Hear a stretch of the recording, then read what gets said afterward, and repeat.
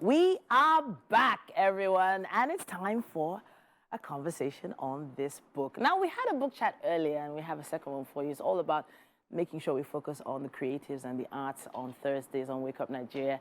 And I've been excited about this one since we started the show today. The name of the book in focus is Bisola Finding Home. Very pretty cover. And a very pretty author as well. Susan Rufa is in the building. Welcome.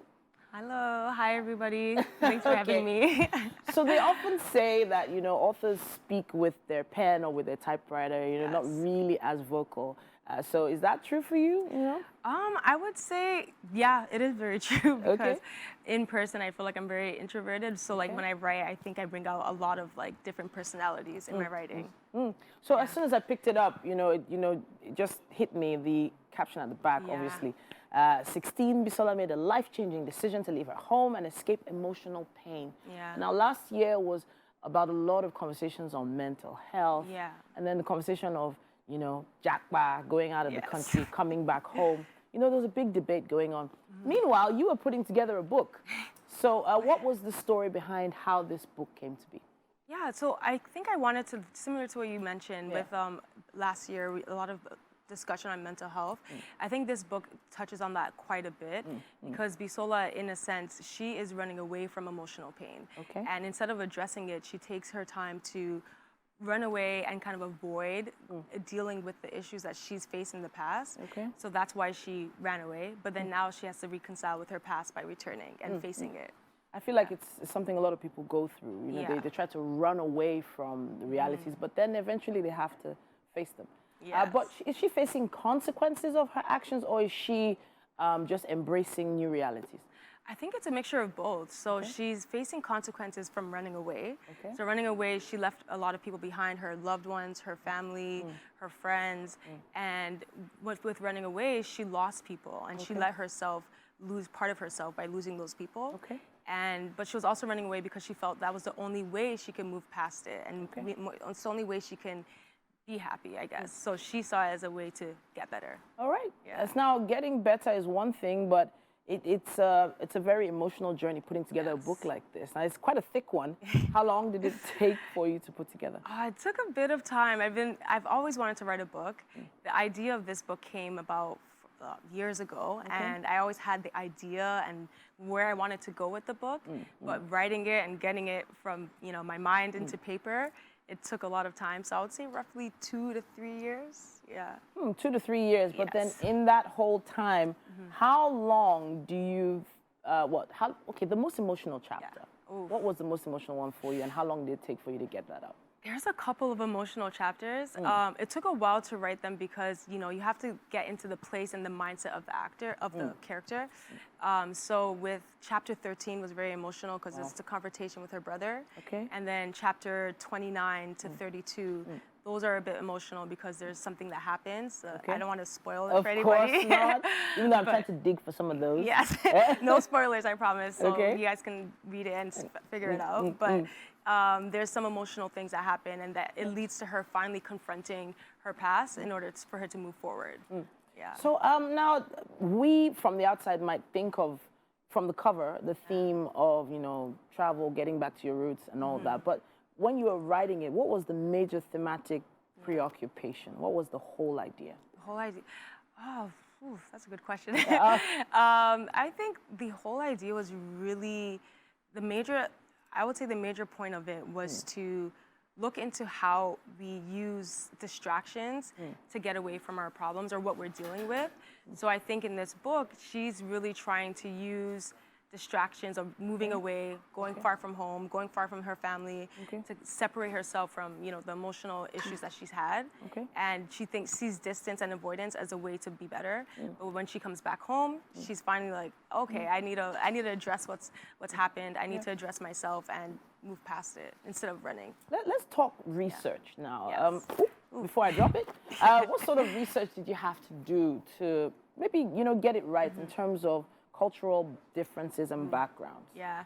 Because, you know, yes, we all have our own perspective of what we experience when we go to different countries and come back home. But was there anybody you consulted? Did you go to any libraries, websites? Talk to us. Yeah, there's a couple of people. Well, one person I consulted was my mom, just because with Yoruba, there's a lot of different ways that the spelling is done. And I wanted to make sure I captured the essence of, you know, Nigerian language properly. Okay. So with my mom, I asked her for help with language and making sure I was spelling, you know, certain words properly. And I mixed a little bit of Yoruba in it. I know there's a particular word that tripped you up. Which one? Which one was it? Oh, there was so many. There is like, you know, Benuson, like Benuson. Wow. Yeah. Okay. I don't even think I know how to spell that. Yeah. So there's certain things, there are certain words. Even me, because you know I'm Canadian, so I'm trying to also make sure I get in touch with my Nigerian side. So all right. I consulted with my mom. I did research on her occupation. She's a photographer. Okay. So I did research to make sure I understood the whole world of photography. I don't even know if I'm allowed to say that word on there. Oh, am I? Sorry. Sorry. But I can see the joy and passion, and I can see, you know, how happy you are that this finally came out. Yes. But who is it for? Who did you write it for?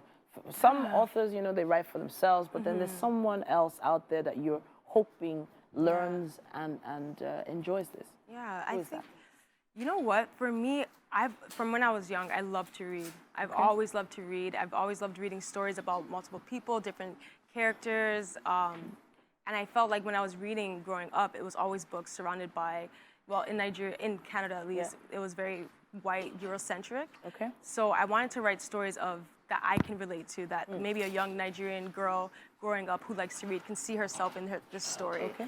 And so it was really a story for, you know, people who are in Canada or people who are abroad and they want to see themselves in, you know, in a Western society, but they also relate to their culture, which is being Nigerian. Do you have any advice for any young authors out there? Because your journey took about 2 years. Someone's probably got writer's block right now. Oh, all right. So I think, what do you tell them? Writer's block is very hard, but I think, you know, sometimes it's don't put too much pressure on yourself, you know? Okay. Go outside, go for a walk. Don't sit at the screen and just sit for hours looking at it. Sometimes you need to escape the story to make the story better. So, you know, taking a walk, making sure that you're continuously inspired by new ideas, even reading more helped me write this book. All right. I'm really glad you said that. Yeah. And I could see that you came to the studio with quite a lot of family support today. A lot of sisters. Your mom is also here. And my dad, when they heard that you were putting together a book, what was their first response? They, you know, they were very supportive. I think that they didn't know if I was going to actually do it, but they believed in me. So I think that's why they, you know, when they see me actually like have the book produced, have a physical copy, there's like excitement from their side because they know how much work I put into it. I shut the door on them many times when I was trying to write. So now that they're seeing it, I think it's them being living that excitement with me.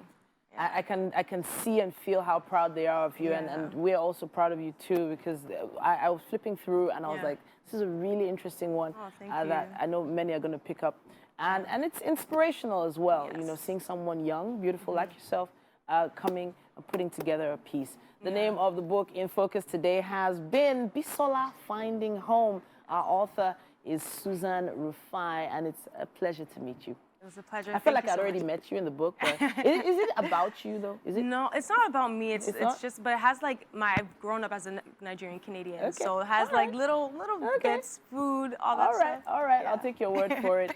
But at this point, I would like to invite you to the kitchen. Our chef today has been hard at work putting together something tasty. Yes. You interested in having a bite? I am very interested. Yes. All right, then please join me in the kitchen. Okay.